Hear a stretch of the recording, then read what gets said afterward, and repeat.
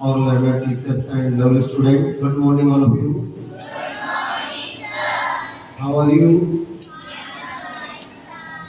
Would you like to listen my speech? Sure. I would like to convey message through a story, motivational. प्यारे बच्चों, एक अरुणिमा सिन्हा नाम की एक लड़की होती है और वो लखनऊ से रात के 12:40 पर रैली के लिए रवाना होती है।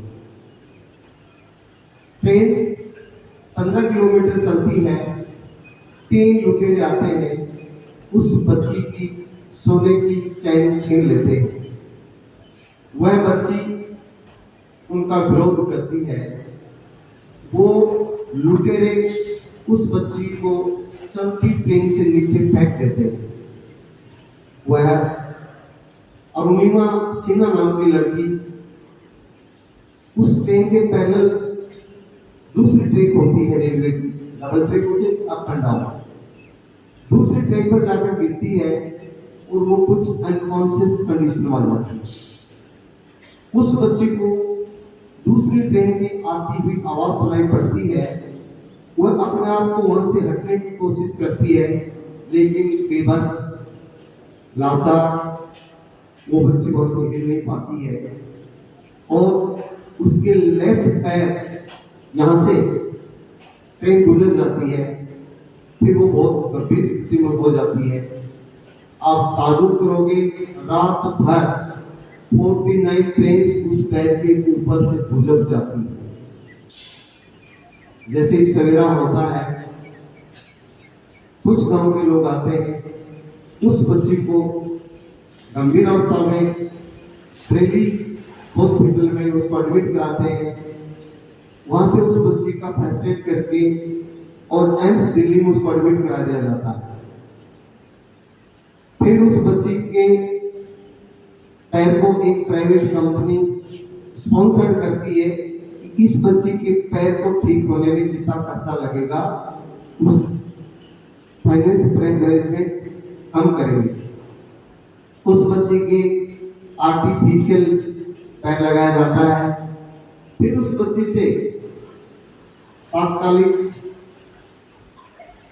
मिनिस्टर से डबल साहब से पूछा जाता है कि आप अब क्या करना चाहती हो। बच्चे का जवाब सुनिए कि मैं माउंट एवरेस्ट पर चढ़ना चाहती हूँ। ये बात दसने वाली है, लेकिन उस बच्चे का जज्बा देखिए आप। आज वो बच्ची 36 साल की हो गई है। Arunima Sinha at present 36 year old. वह वॉलीबॉल में विकलांग में नेशनल खेल चुकी है, फुटबॉल को नेशनल अवार्ड जीत चुकी है। और ताजुब तो तब हुआ वो बचेंद्री पाल से जाकर के मिलती। जानते कि हुई बचेंद्री पाल? कितने लड़कों को पता बचेंद्री पाल कौन है? माउंट एवरेस्ट पर चढ़ने वाली बचेंद्री पाल। उससे वो मिलती है जाकर के, उनसे पूछती है कि मैं माउंट एवरेस्ट पर कैसे चढ़ूं। वह उसको सुनती है बचेंद्री पाल और उसको क्या कहती है कि तैने तो माउंट एवरेस्ट को फतेह कर दिया, तेरी बातों का इतना बड़ा जज्बा है, इतना बड़ा आप में संकल्प शक्ति है, इतना बड़ा आप में डिटर्मिनेशन है। दार्जिलिंग में वो ट्रेनिंग लेती है और 2013 में मई 2013 में अरुणिमा सिन्हा विकलांग होते हुए भी और माउंट एवरेस्ट की चोटी को फतेह करती है और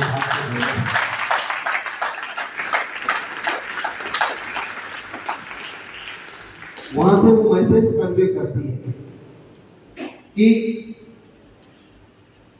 शिव शंकर भगवान ने और स्वामी विवेकानंद ने मेरे को वो शक्ति दी, वो ताकत दी, वो हिम्मत दी, जिसका ये परिणाम है। स्वामी विवेकानंद ने मेरे को जगाया और शिव ने मुझे शक्ति दी, इसलिए आज माउंट एवरेस्ट पर चढ़ गई।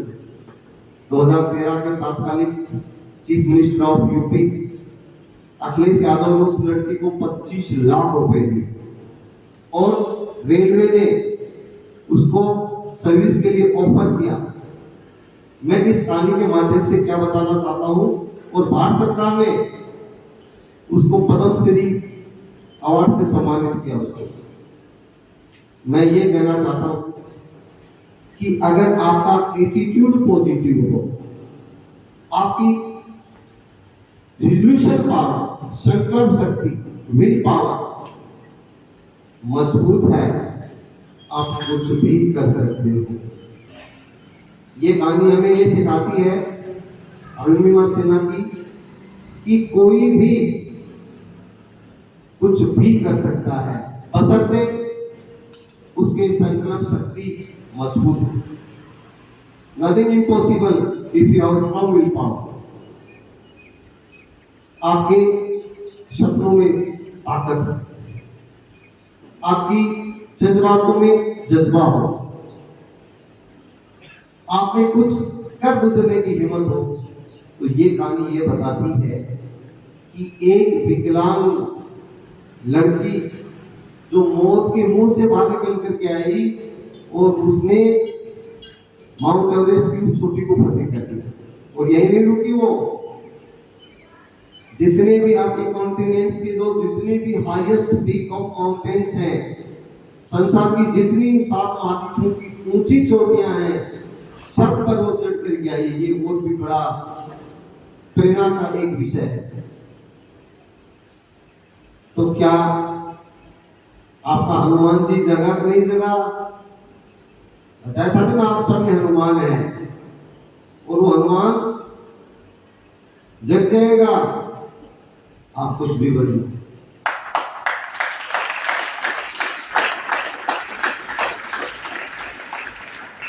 आज इस पर्सन से ये हकीकत की कहानी है, अभी वो जिंदा है। आप आजकल वो बुक भी लिखी है उसने, और कभी आप निकालना उसको, अरुणिमा सिन्हा, मोटिवेशनल स्पीच देती हो। आप जैसे बच्चों को, विकलांग बच्चों को, सबको वो प्रेरित कर रही है कि उठो, जागो, और तब तक प्रयासरत रहो जब तक आप अपना मुकाम हासिल नहीं कर लेते, जब तक आप अपने सपनों को पूरा नहीं कर लेते, जब तक आप अपने लक्ष्य को हासिल नहीं कर लेते। How to hit target, she tells us, she teaches us. तो क्या आप ऐसा करोगे? आप सब बहुत अच्छे बच्चे हो, हमें मम्मी पापा दादा दादी के सपने तो पूरे करने ही करने, लेकिन हमें इस भारतीय माता पर जन्म लिया है, इस भारतीय माता के लिए भी हमें आगे बढ़ना है। वर्तमान दौर आपने देखा होगा, अभी मैं सुना था न्यूज, मैं बहुत अपडेट रहता हूँ, मुझे शौक है। आजकल नई दुनिया जन्म ले रही है, दुनिया का सिनेरियो बदल रहा है। वो जमाना लग गया कि बंदूक की नोक पर बात छीना जाता था, किसी को डरा धमका करके अपने अधीन रखा जाता था। आजकल वो वार की विक्ट्री चली गई, कोल्ड वार चला गया, अब बिजनेस वार शुरू हुआ है। और बिजनेस वार में वही सफल होता है जिस देश की संतति, जिस देश के विद्यार्थी, जिस देश के शिक्षक, जिस देश के साइंटिस्ट, जिस देश के अर्थशास्त्री, जिस देश के इंजीनियर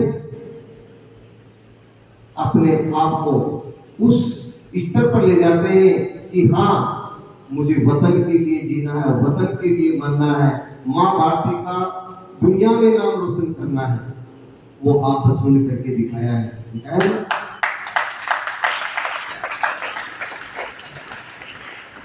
अमेरिका हमें धमकी दे रहा था कि मैं आपका हुक्का पानी बंद कर दूंगा, मेरी शर्तों को नहीं मानोगे तो।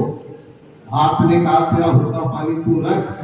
आज कंफ्यूज सेक्शन में मेरे देश के बच्चे सक्षम हैं, मेरे देश के वैज्ञानिक सक्षम हैं, और हम दुनिया के सबसे बड़े लार्जेस्ट डेमोक्रेटिक कंट्री हैं दुनिया में।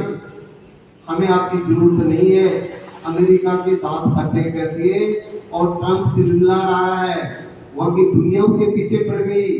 तेरे बेवकूफ, तेरे गलत निर्णय ने भारत को तू डरा धमका करके नियंत्रण में लेना चाहता था, तू अपनी पॉलिसी अंडर प्रेशर इंपोज करना चाहता था, मरवा दिया ना। क्या क्या सप्लाई होता था इंडिया से?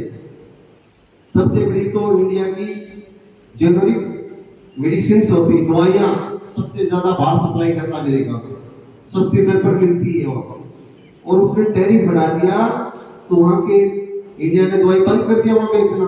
हमारे तो बहुत ग्राहक है, दूसरे देशों से समझौता कर दिया। और सबसे बड़ी बात तो तब सिद्ध की भारत ने कि पहले जितना भी वर्ल्ड ट्रेड होता था बच्चों, वो डॉलर में होता था। अमेरिका की दादागिरी थी कि किसी भी वर्ल्ड से आप ट्रेड करोगे, व्यापार करोगे, तो लेना देना डॉलर में होगा। जैसे वैदिक काल में गाय होती थी ना अपनी, उससे ट्रेड होता था। वैदिक पीरियड में गांव से ट्रेड होता था। अमेरिका ने डॉलर में वर्ल्ड ट्रेड करवाया। भारत ने क्या कहा कि जो हमसे व्यापार करेगा वो रुपए में व्यापार करेगा, हम आपकी मुद्रा लेंगे, आप हमारी मुद्रा लेंगे। आप की देश की जो करेंसी है और हमारे देश की करेंसी है, उसी में एक्सचेंज करेंगे। और ऐसा जब भारत ने ब्रिक्स की मीटिंग में बताया तो 100 देश दुनिया के भारत के साथ खड़े हो गया कि साहब हम भी करेंगे, हम भी आपसे व्यापार करेंगे, हम भी व्यापार करेंगे। और अमेरिका मुंह ताकता रह गया।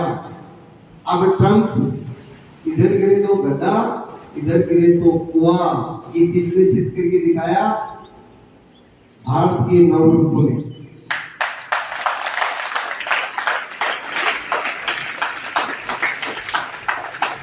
जब दुनिया में भारत का नाम ऊंचा होता है तो मजा आता नहीं होता है। जब हमारे देश का नाम पहले स्वामी विवेकानंद ने पहचान करवाई थी 1893 में, जब वो शिकागो के शिखर सम्मेलन में गए थे, धर्म शिखर सम्मेलन था, तब इंडिया गुलाम था।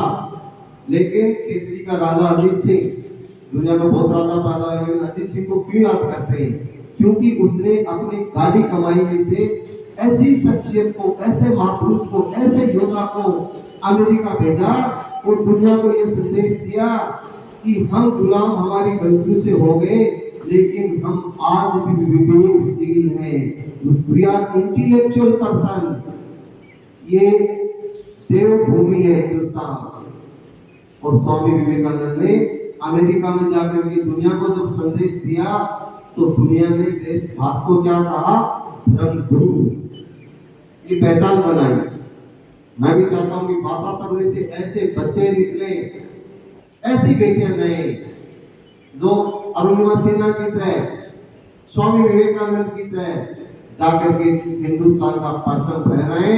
और तब हमें ये सबूत मिले कि विश्वनाराम एक उस गरीब घर से पैदा हुआ जिसने शिक्षा की अलग जगाई। ऐसे बच्चे तैयार किए जो आज हिंदुस्तान की धरोहर बन गई। Thank you.